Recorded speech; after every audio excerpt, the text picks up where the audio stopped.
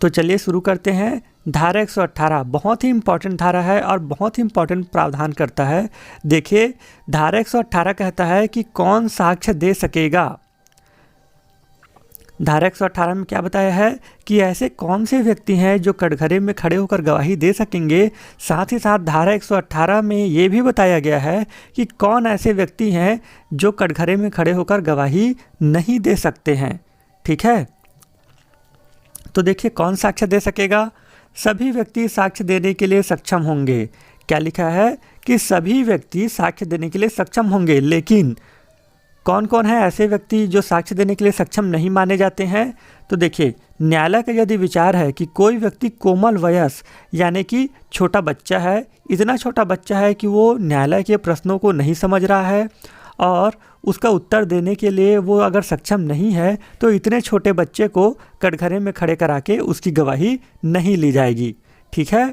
दूसरा है अति वार्धक्य। अति वार्धक्य यानी कि बहुत ही ज़्यादा बूढ़े हो चुके व्यक्ति जो कि सोचने समझने में, प्रश्नों को समझने और उसका उत्तर देने के लिए सक्षम नहीं है। ऐसे बहुत ज़्यादा बूढ़े व्यक्ति भी साक्ष्य देने के लिए सक्षम नहीं माने जाएंगे। अगला है ऐसा कोई व्यक्ति जो शारीरिक या मानसिक रोग से पीड़ित है और न्यायालय के द्वारा किए या न्यायालय के समक्ष किए जाने वाले प्रश्नों को समझने और उसका युक्तिसंगत उत्तर देने में असमर्थ है, वह व्यक्ति भी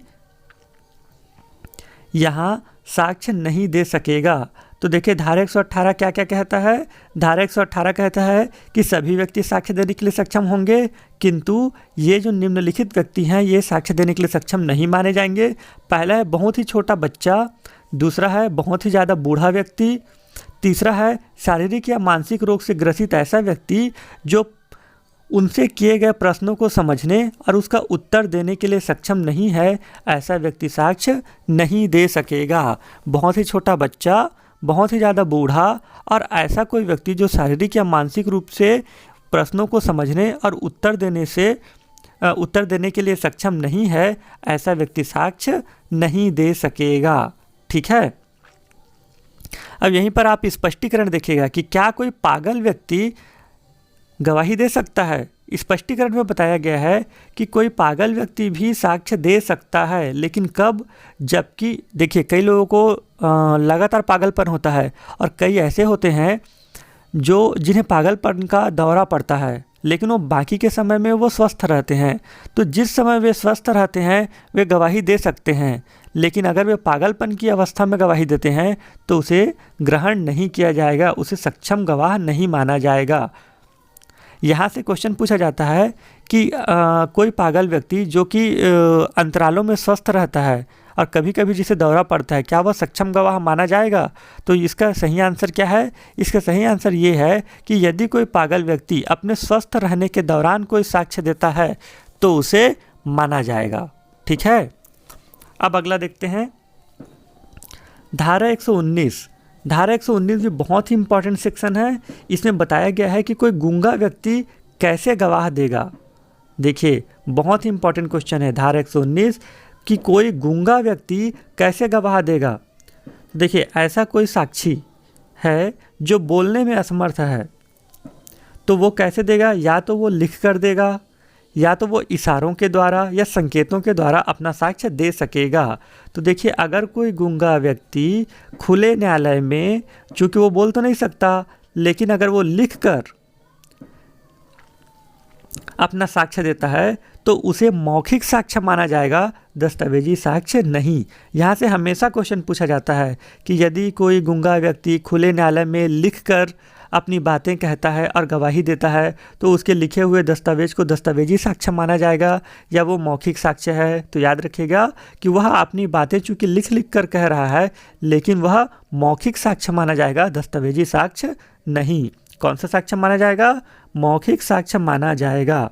अब मान लीजिए वो इशारों से अपनी बातों को कह रहा है, तो ऐसे में द्विभाषिया या विशेष प्रबोधक की सहायता ली जा सकती है और ऐसे कथन की वीडियो रिकॉर्डिंग की जाएगी कि वह इशारों में अपनी कौन सी बात कह रहा है।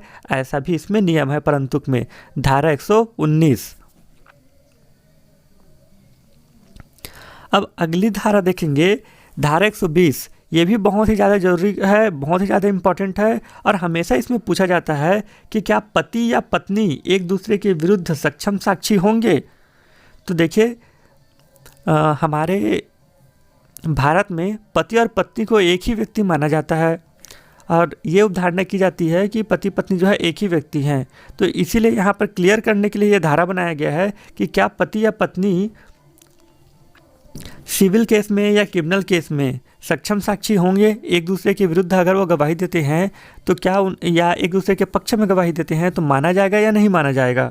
तो देखिए क्या लिखा हुआ है धारा 120 में कि सिविल वाद के पक्षकार और उनकी पत्नियां या पति दांडिक विचारण के अधीन व्यक्ति का पति या पत्नी, ये दोनों बताया गया है धारा 120 में। सिविल में भी और क्रिमिनल में भी पति या पत्नी की क्या स्थिति होती है।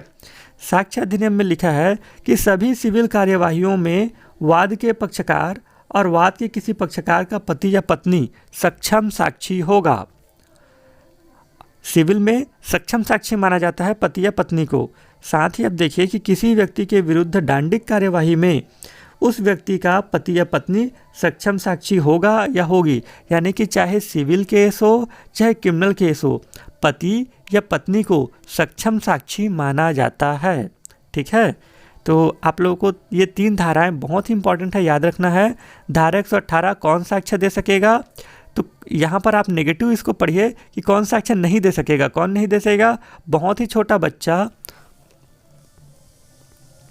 बहुत ही ज़्यादा बूढ़ा व्यक्ति या ऐसा कोई व्यक्ति जो शारीरिक या मानसिक रूप से ऐसे किसी बीमारी से पीड़ित है कि वो प्रश्नों को नहीं समझ सकता और उसका उत्तर नहीं दे सकता, वो व्यक्ति यहाँ पर साक्ष्य नहीं दे सकेगा धारा 118 के अंतर्गत। धारा 119 में आप देखिए कि गूंगा व्यक्ति कैसे साक्ष्य देगा। गूंगा व्यक्ति जो होगा वो खुले न्यायालय में या तो लिखकर या तो अपने संकेतों के द्वारा या इशारों के द्वारा या चिन्हों के द्वारा अपना साक्ष्य दे सकेगा। ठीक है, और ऐसा साक्ष्य जो वो देता है उसे क्या साक्ष्य माना जाएगा, उसे वह मौखिक साक्ष्य माना जाएगा। मान लीजिए अगर वो इशारों में बात करता है या इशारों में अपनी बातों को कहता है तो द्विभाषिया या विशेष प्रबोधक की सहायता ली जा सकती है और उसका एक वीडियो फिल्म भी तैयार किया जाएगा।